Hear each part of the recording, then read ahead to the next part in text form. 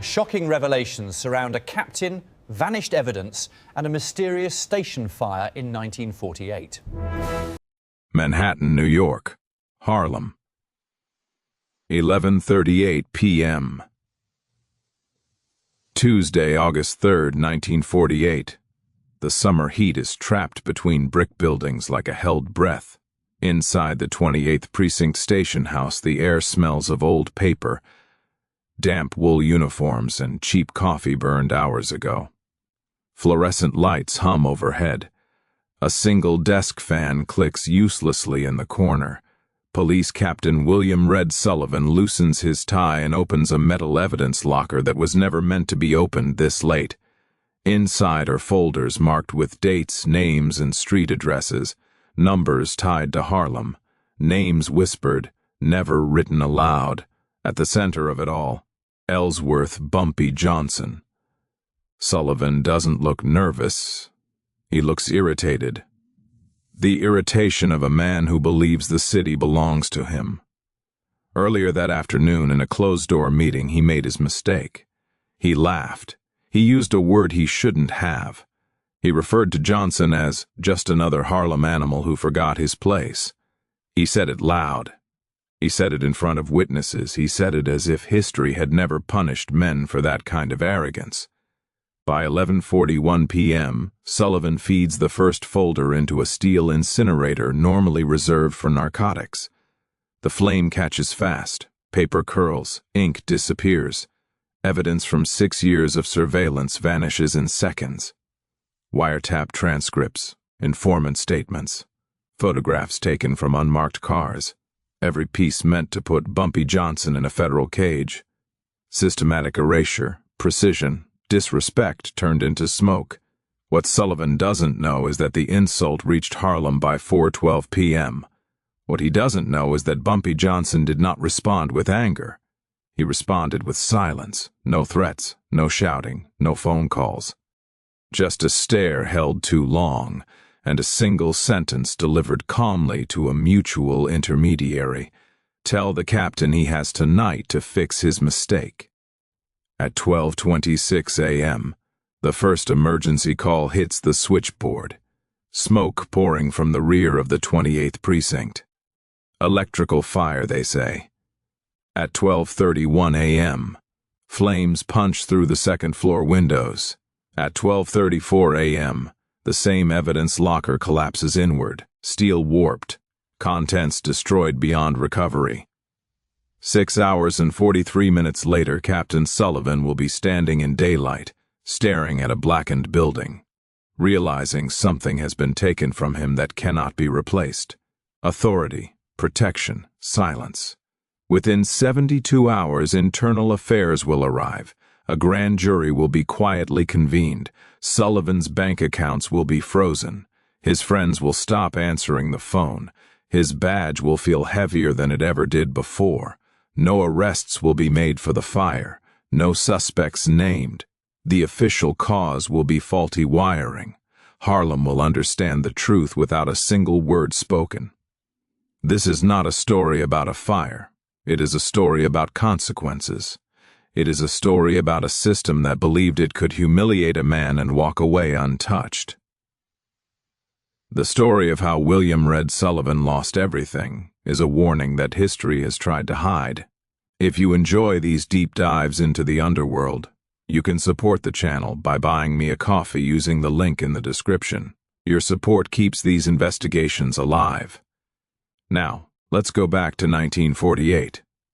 In 1948, Captain William "Red" Sullivan did not consider Harlem a place that required diplomacy. To him, it was a jurisdiction to be controlled, a pressure valve for the city's excess violence, and a marketplace where power could be rented quietly. Sullivan was Irish mid-40s, broad-shouldered, and red-faced from decades of whiskey and certainty. He came up through the NYPD during the Depression, learned early that arrests were optional, and that loyalty mattered more than law. By the time he took command of the 28th Precinct, he had already buried 3 civilian complaints, 2 missing informants, and 1 dead patrolman whose widow was paid to stay silent. Harlem knew him before it feared him. Raids came without warrants. Batons came before questions. Black-owned businesses were fined into compliance or shut down entirely. Gambling houses that paid stayed open. Those that didn't were smashed publicly, owners dragged into the street as examples. Sullivan believed humiliation was a tool. He used it often. Ellsworth Bumpy Johnson had learned long before that humiliation, if unanswered, metastasized. By the late 1940s, Johnson was no longer simply a numbers man or an enforcer. He was infrastructure. He paid lawyers for men who couldn't afford them. He covered rent when landlords tried to evict families after police harassment. He settled disputes quietly because public chaos invited white politicians and federal eyes.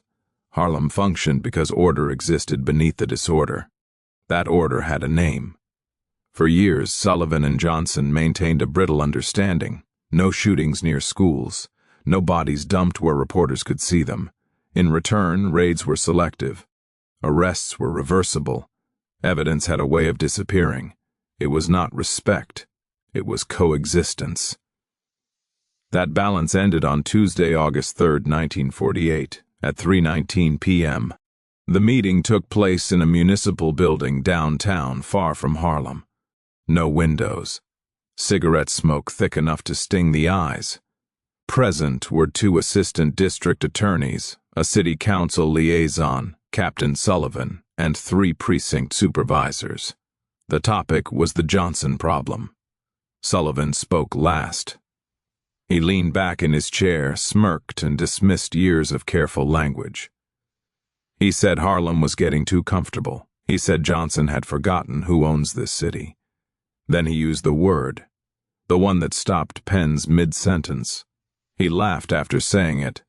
Laughed and added that Johnson wasn't a man, just a well-dressed animal with delusions of control. He promised arrests, long sentences. He said he would burn the whole thing down if he had to. The room went quiet. One assistant DA stared at the table. Another shifted uncomfortably. Nobody corrected him. Nobody warned him. Silence in that room was permission. By 3:47 p.m., a clerk who had no business repeating what he heard repeated it anyway. By 4:12 p.m., the words reached Harlem. Bumpy Johnson was seated in the Hotel Teresa lobby, immaculately dressed, hat resting beside him. He was listening to a numbers runner explain a dispute over unpaid winnings. The runner stopped mid-sentence when the message arrived. He delivered it carefully, like a man handling glass. Johnson did not react. No change in posture. No tightening of the jaw. He stared ahead for several seconds, calculating. Witnesses later said his eyes went flat, not angry. Assessing. He asked one question. Who heard it? The answer mattered. Insults whispered could be corrected quietly. Insults spoken publicly demanded response. This one had witnesses. City men, paper men. Men who would remember. Johnson stood. He adjusted his cufflinks. He told the runner the dispute was settled in the runner's favor. Then he issued instructions, measured, specific, unemotional. Phone calls were made, not threats, questions. Who owed who had access to what? Which doors were unlocked after midnight? A single message was sent back through an intermediary known to both sides. No profanity, no drama. Just a sentence. Tell the captain he has tonight to fix his mistake. When the message reached Sullivan, he scoffed. He had spent his career mistaking fear for immunity. To him, Johnson was bluffing. Harlem always bluffed. White institutions did not bend to black pressure, especially not from criminals. Sullivan decided correction was unnecessary. Apology was unthinkable. Instead, he went to the one place that guaranteed safety, the evidence locker. Because if the case disappeared, so would the man. By the time the sun began to lower over Manhattan, Sullivan believed he had already won. He did not know that the city was about to teach him a lesson it had taught many men before him. Disrespect, once issued, demanded consequences. Bumpy Johnson's silence was not absence, it was calculation. Harlem had long learned that when the man in the tailored suit and polished shoes said nothing, it was because he was already several moves ahead. By the evening of August 3, 1948, the city's heat had settled into a suffocating dusk. The streets of Harlem were thick with the smell of fried food, hot asphalt, and the faint tang of gasoline from elevated trains. Children played stickball in alleyways. Men leaned against stoops, talking quietly about who owed what. Women crossed the streets with grocery bags in hand, unknowing spectators to a drama they would only piece together through rumor. Bumpy did not rush. He did not call the press. He did not draw a single weapon. His reputation was not built on impulse. It was built on methodical, unshakable dominance. He understood the rhythm of the city, the cracks in the system, and the psychology of men like Captain Sullivan. Most importantly, he understood leverage. By 8:15 p.m. Johnson had convened his most trusted lieutenants in the back room of a Harlem brownstone that had once belonged to a Harlem Renaissance poet. The room smelled of cigar smoke and waxed floors. Bumpy motioned for the group to sit. No introductions were necessary. He slid a sheet of paper across the table. Not a threat, not a list, just a single sentence written in a clear, uncompromising hand. Tonight decides history. His lieutenants knew what it meant. The silence was a weapon, a countdown. The calmness was intimidation. By refusing to act openly, Bumpy forced Sullivan to overestimate his control, to make errors driven by fear and arrogance. He walked through the logistics quietly. Who could gain access to the precinct without detection? Which fire escapes were lightly guarded? Who owed loyalty and who was easily bought?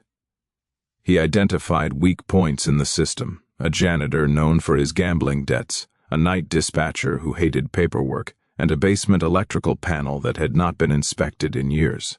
Every potential vulnerability was catalogued, every opportunity measured.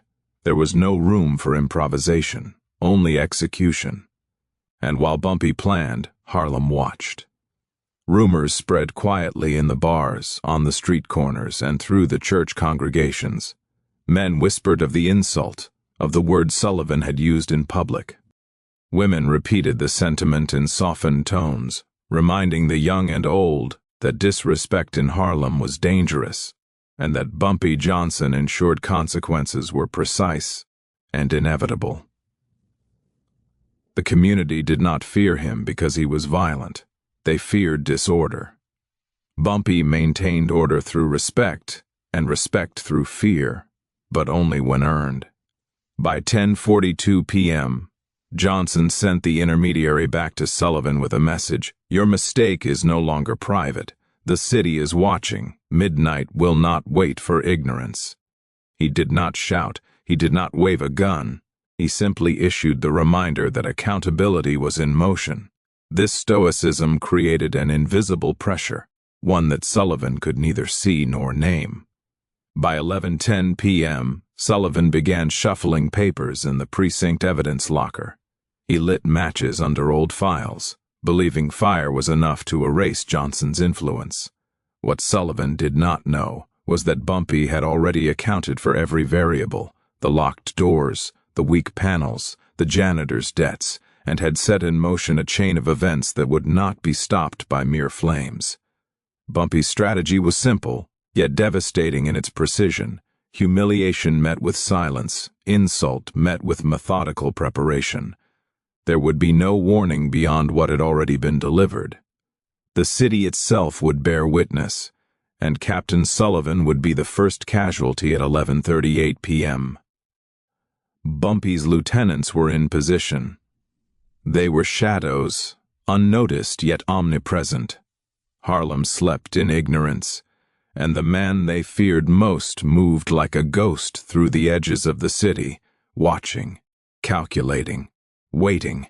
By midnight, every insult, every public slight, every word of disrespect would be addressed, not with emotion, but with cold, systematic consequence.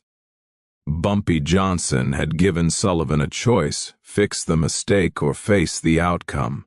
Sullivan had chosen arrogance, and in Harlem, arrogance was more dangerous than bullets. The countdown had begun. The night the 28th precinct burned began like any other summer evening in Harlem, oppressively still, with the city's hum of life pressing against brick walls and fire escapes.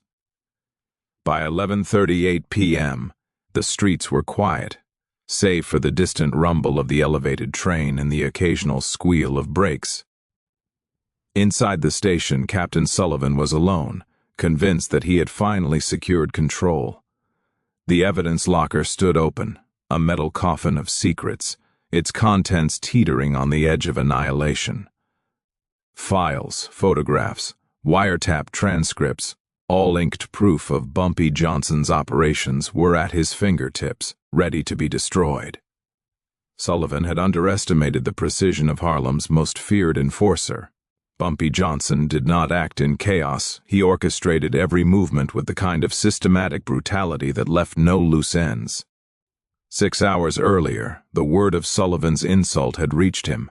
He had not raised a voice, had not brandished a weapon. He had waited, calculated, and mobilized. The plan would strike at midnight, and every second was accounted for. By 11:41 p.m., Sullivan dropped the first folder into the incinerator. Paper curled immediately, flames licking at the corners, devouring names and dates. The heat in the room intensified, sweat forming in beads on his forehead. He leaned closer to feed another folder, oblivious to the distant sounds creeping along Harlem's rooftops. Footsteps, soft shuffling, the faint click of a latch on a fire escape. At 11:44 p.m., a janitor, long overlooked and deep in debt to Bumpy's network, had unlocked a side door at the precise moment the building's wiring was manipulated. No alarms sounded. No one noticed. Smoke began to curl in corners that had been ignored for decades. Small sparks danced along a ceiling beam in the back hallway. Sullivan did not see them. By 11:50 p.m., the fire had begun its slow, methodical expansion. Flames consumed evidence systematically, steel filing cabinets beginning to warp. The smell of burnt paper and ink filled the station. Sullivan moved from one end to the room to the other, confident he controlled the narrative. He didn't. The smoke was already crawling toward the main switchboard, the wiring overloaded by a carefully timed sabotage that mimicked old electrical faults. 6 hours and 43 minutes earlier, Bumpy had instructed his men to avoid unnecessary destruction. "Let the fire take what must be taken," he had said. "Do not touch the men, only the arrogance, only the proof of arrogance." It was classic Bumpy, smart violence without excess, humiliation without indiscriminate brutality. Every move was intentional, every consequence measured. By 11:57 p.m., flames licked the second-floor windows. The dispatchers, now aware of smoke but unaware of cause, tried to call the fire department. The lines were overloaded. The rear exit was locked from the outside, a detail Bumpy had foreseen. Smoke began to fill hallways systematically, pushing officers and clerks toward the front doors. At 12:01 a.m., the first firefighters arrived, alerted by distant neighbors. They were too late to stop the war within the station. The steel evidence locker collapsed inward with a groan, the contents incinerated beyond recognition. Every folder meant to imprison Bumpy Johnson in court was gone, reduced to ash. The fire's destruction was not chaotic. It was precise, surgical, a message as unmistakable as the insult that had started it all. By 12:15 a.m., Sullivan realized the gravity of the situation. The building's backbone was crumbling. Every file he had tried to protect was gone. His authority, painstakingly built over decades, was disintegrating faster than the steel and paper around him. The precinct, once a symbol of control, had become a monument to failure. As smoke billowed into the Harlem night, Bumpy Johnson's presence was felt but unseen. He did not need to appear. His work was complete. The insult had been answered, the consequence had been exacted, and the city, though oblivious to the orchestration, bore witness to a lesson in systematic power, silently, brutally, irrevocably. By dawn, the station stood as a blackened husk. No arrests would be made. No cause officially identified beyond faulty wiring. Harlem would remember the lesson in whispers and nods, the police in disbelief, and one man, Bumpy Johnson, in unbroken command. The night the station burned was not a fire, it was an execution, and the smoke carried the scent of inevitability. Days after the fire, the precinct had become a charred monument to authority gone wrong. Manhattan's morning haze did little to disguise the blackened bricks, warped steel, and the acrid scent that still hung over 125th Street. Inside the rubble, investigators combed through what remained, but the truth was already long gone, erased with precision. It was in this aftermath that a detail emerged, quiet yet damning, a note. The body of a night janitor was found in an abandoned storage room behind a nearby warehouse, only blocks from the precinct. He was small, wiry, and owed debts he could not repay.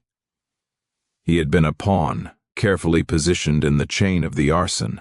His death was neither violent nor dramatic at first glance, but the method was signature Johnson, controlled, silent, and punitive. A single ice-pick wound, precise, left no struggle visible. On his chest lay a slip of paper, folded, creased, and weighted with a heavy pencil. In crisp, unflinching handwriting were 2 words, corrected error. No police report ever fully acknowledged the note. The janitor's death was catalogued as an accident, a mishap while scavenging old wiring materials. But in Harlem, the meaning was immediately understood. Bumpy Johnson had communicated indirectly but unmistakably that the insult and the attempted erasure of his record would not be tolerated.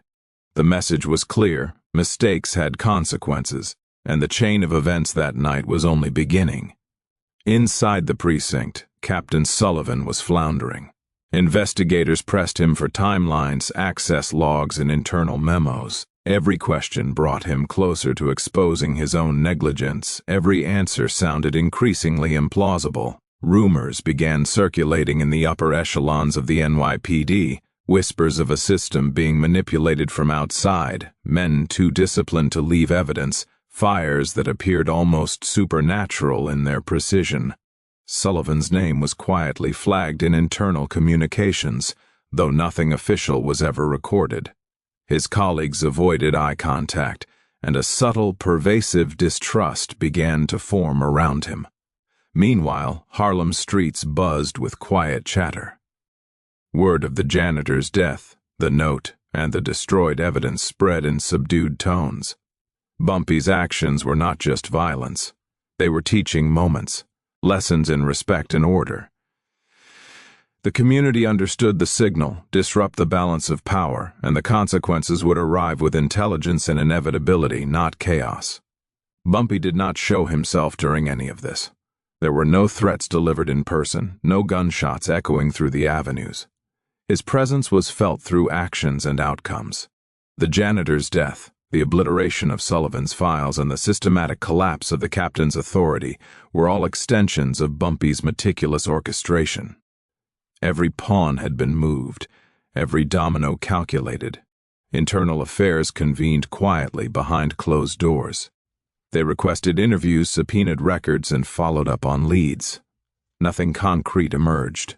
Key witnesses were silent, coerced only by fear and reverence, and every trail of evidence seemed to vanish as methodically as the files in the incinerator. By the end of the week, the precinct had become a cautionary tale whispered in both Harlem and City Hall. Sullivan, once a man of iron confidence, walked with a subtle slump in his shoulders. Internal investigations hinted at misconduct, but nothing publicly tied him to failure. The note remained unlogged, unacknowledged in any official record, yet its presence was undeniable. For Bumpy Johnson, the outcome was perfect. The insult had been avenged without public spectacle. The system had been humiliated quietly, leaving the captain exposed and vulnerable, while the community saw their protector assert authority with calm precision. Harlem's respect for him grew silently, reinforced by both fear and admiration. In the grand ledger of justice that Bumpy maintained, Sullivan's error had been corrected, the lesson imparted, and history quietly rewritten. The note, simple and unassuming, was a signature in ink. The invisible hand of consequence had struck again, and no one outside Harlem would ever fully understand how it was done. The collapse of Captain Sullivan's control did not end with fire and smoke. It spread into every corner of his life, systematic and precise, like the hand of an unseen arbiter rewriting the rules of authority. By the following week, Sullivan felt the shift. Calls went unanswered. Colleagues who once laughed at his jokes now avoided him in hallways. The internal structure of the precinct, once predictable and loyal, had splintered. Men who had depended on his patronage quietly renegotiated their allegiance. Bumpy Johnson had not lifted a finger publicly, and yet the consequences rippled outward like a tidal wave. Financial audits began subtly. Banks froze accounts tied to Sullivan's side ventures. Investments that had once seemed untouchable fell into sudden scrutiny. Loan approvals vanished overnight. Men who had accepted cash for silence suddenly demanded repayment or risked exposure. Every dollar, every transaction, every informal favor Sullivan had relied upon became a potential liability. Bumpy's strategy was not violence for its own sake. It was the methodical dismantling of power, executed without fingerprints, leaving the target exposed and alone. Informants who had once whispered to Sullivan grew tight-lipped. Some disappeared temporarily, leaving gaps in his intelligence network. Others flipped, quietly feeding information about the captain's vulnerabilities to those who knew how to use it. The internal political machinery of the NYPD was ruthless, and in the days following the fire it began to isolate Sullivan. No ally was willing to risk their career to shield him, and Bumpy Johnson's silent hand ensured that isolation was absolute. Behind closed doors, a grand jury convened quietly. Subpoenas were issued, statements taken under the guise of routine investigation. Nothing tied Sullivan directly to criminal intent, no physical evidence could, but the process was humiliating. He was questioned repeatedly, his every decision dissected, his authority undermined with surgical precision. Media reports, when they appeared at all, were sanitized, referring only to administrative lapses and unexplained fires. The public never saw the invisible chain of retribution unfolding, but the lesson was written clearly in Sullivan's faltering posture, the hesitation in his voice, the shrinking of his influence. Meanwhile, Bumpy maintained his calm public presence. He walked Harlem streets with his usual composed dignity, hat tilted, shoes polished, hands in pockets. Children watched from stoops. Shopkeepers nodded silently. Men whispered about the captain's fall, but in Bumpy's presence it was never gloating, just the acknowledgement that order had been maintained. Respect, not fear alone, reinforced his authority. By the third day, Sullivan's name was synonymous with failure in the precinct. Reports went unanswered. Requests for assistance vanished. Officers who had once followed his commands without question now hesitated, unsure if his authority would protect or condemn them. Every action he took seemed to highlight his impotence, a domino effect carefully engineered by Bumpy's prior instructions. At the apex of this collapse, Sullivan was quietly summoned to surrender his badge. No fanfare, no arrests, no public spectacle. Just a badge heavy in his hand, a symbol of everything he had lost. He walked out of the precinct a broken man in a world that moved on without him. Harlem had spoken. The city had witnessed the consequences of arrogance and disrespect, but only a few truly understood the architect behind it. Through financial ruin, political isolation, and systematic humiliation, Bumpy Johnson had achieved something more profound than revenge. He had demonstrated, without firing a single shot in public, that consequences could be enforced with intelligence, patience, and relentless precision. Authority was a fragile construct, and disrespect, once issued, could be corrected quietly, invisibly, with the cold hand of inevitability. In the streets of Harlem, life continued as usual, but the message was permanent. No man, no matter how insulated by wealth, uniform, or influence, could insult Bumpy Johnson and emerge untouched. The city remembered the lesson. History would largely forget who delivered it, but in every quiet corner of Harlem, Sullivan's collapse served as a warning. Arrogance had a price, and it would be paid systematically, without mercy, without hesitation. By the time the dust settled over Harlem, and the blackened shell of the 28th Precinct had been cordoned off, Captain William Red Sullivan was a shadow of the man who had once commanded fear and obedience with a single glance. Manhattan's newspapers carried sanitized headlines about mysterious fire and administrative lapses, but the streets of Harlem told a different story. Bumpy Johnson had orchestrated a lesson in respect that no headline could capture, and the city understood it without a single public statement. Sullivan's days became a study in quiet desperation. Meetings that had once confirmed his authority were now exercises in futility. Politicians avoided eye contact, knowing that any association with him could taint their own reputations. Former allies, who had relied on his influence for promotions and protection, disappeared from his life without explanation. Friends whispered apologies, as if their survival depended on keeping him isolated. His bank accounts, once flush with the silent currency of favors and under-the-table deals, had been frozen under audit. Every dollar, every asset scrutinized, every resource once taken for granted rendered useless. Bumpy, by contrast, maintained his presence in Harlem with a calm, almost invisible authority. He did not parade his victory. He walked the streets in tailored suits, tipping his hat to shopkeepers, nodding to children on the stoops, and settling disputes before they could escalate. The community saw a protector, not a criminal, a man who enforced order and respect with precision rather than chaos. Every alley, every brownstone, every corner where crime could fester was subtly under his watch. His victory over Sullivan was complete, but it was never about personal glory. It was about establishing a system that demanded accountability and respect. Harlem remembered. The insult that Sullivan had thrown like a gauntlet into the city's heart had been corrected. The fire, the destroyed evidence, and the janitor's silent death had all been executed without public fanfare. Yet the message was unmistakable. No disrespect would be tolerated. No arrogance would go unanswered. Every man who had once looked down on Johnson now understood, through whispered warnings and subtle consequences, that the cost of crossing him was absolute and systematic. History, however, largely forgot the mechanisms of this lesson. To the outside world, the fire at the 28th Precinct was a cautionary tale of poor wiring, administrative failure, or unexplained accident. Captain Sullivan's fall was noted in passing, but the meticulous orchestration behind it, the intelligence, the planning, the silent strategy of revenge, was invisible to public record. Harlem, on the other hand, never forgot.